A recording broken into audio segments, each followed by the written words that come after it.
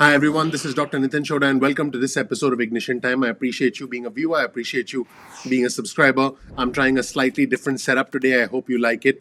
I want to make sure that you get value out of this channel, not just with the content and with my effort, but also with the overall appearance of the channel. Thank you so much for watching. Again, my name is Dr. Nitin Chhoda. Here's some information about me. You'll learn more about who I am, what my journey has been like, and why you should listen to me. This channel, the Ignition Time channel, is about the country, it's about the economy, and it's about your money. Now, the $15 an hour minimum wage is something that the Biden administration is pushing for.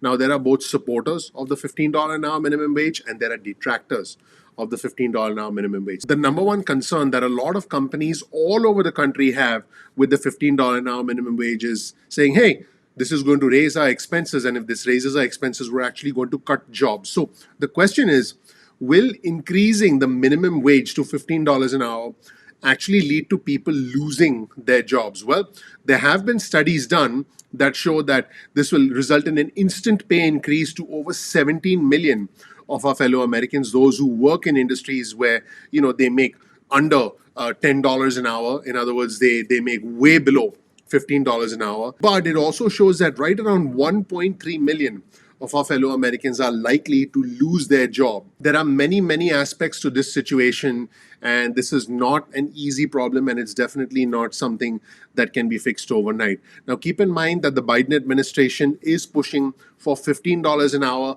as the federal minimum wage for federal employees, and that is something that President Biden can do. But forcing employers to pay at least $15 an hour is something that is going to get a lot of pushback. In fact, we're about to take a look at some information so that you can understand both sides of the story. Should there be $15 an hour minimum wage or not? What are the pros and cons? Let's just understand one thing.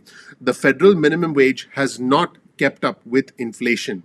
So as the cost of buying things increases every year, the minimum wage has simply not kept up with inflation. That's the first problem that really needs to be taken into consideration with the federal minimum wage. The second problem is that wages fundamentally have not kept up with productivity. In other words, every year, as your skills improve, as your experience improves, you become more productive. You're able to do more. You're able to take on more complex tasks. You're able to simply achieve more. And so that should reflect in your wages. The truth is, wages have simply not kept up with productivity. Now, a new factor that is emerging as a direct result of this pandemic, because individuals in travel, leisure, entertainment, and hospitality have lost their jobs permanently, the new factor that's emerging is that now there are more employees. In other words, there's a lot of joblessness, there's a lot of unemployment. There are more employees that are available to businesses, but there are less businesses that are offering jobs simply because of the effect of shutdowns, of the effect of the pandemic. Now, keep in mind that this is expected to improve. We are expected to get past this. But when you take into consideration that there is more supply and less demand, then the person that is providing the demand essentially is in the driver's seat. So the employer could potentially say, hey, I'm not going to pay $15 an hour if I already have something who's getting paid for a set number of hours, and puts in additional time on their own accord to get the work done because that person's willing to do the work, but if I hire this new person, I'll end up paying significantly more. Employers have these concerns. They may not say these things openly, but they have these concerns, which is why there are two sides to the $15 an hour minimum wage. Let's take a look at a very interesting discussion that took place this morning on CNBC, where the chief economics reporter for CNBC, Steve Leisman, actually chimed in on the pros and cons of $15 an hour minimum wage. And also, we'll hear from the new US Treasury Secretary, who's expected to get confirmed probably by the end of the day today, because she's getting overwhelming support in the Senate, Janet Yellen. So Janet Yellen basically is a supporter of higher minimum wages, and said that it has shown that it's not going to lead to a loss of jobs, and it's not going to result in employers just saying, hey, we're going to just favor automation as opposed to offering jobs. So pretty interesting comments from both Janet Yellen, who is our next US Treasury Secretary, and Steve Leisman, a well-known, well-respected reporter for CNBC. Let's roll the tape and hear what they had to say. Some news a short time ago, President Biden asking his administration to prepare a potential executive order that would make federal contractors offer their workers a $15 a minimum wage. Steve Leisman joins us now with the latest chapter in this long-running saga. Steve. Yeah, long running. Since the first minimum wage was put in place in the 1890s in the U.S., Andrew, the issue has been litigated as far as the Supreme Court, studied by academics from restaurants, counties to whole nations and states, and like now, debated furiously by politicians. Many economists, like Treasury Secretary nominee Janet Yellen, who was originally a labor economist, they've seized on several studies showing a rise in the minimum wage does not cause employers to shed workers. Now, in terms of potential job loss, there's now a large economics literature on this. And the findings are that the job loss is very minimal, if anything.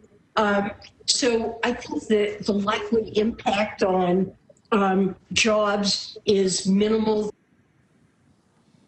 Supporters also argue that higher minimum wages will boost spending, adding to growth, and reduce the need for government assistance to the employed. But doesn't end there. Opponents point to a Congressional Budget Office report that found raising the minimum wage to $15 would give some 17 million Americans a raise, but result in as many as 1.3 million job losses potentially.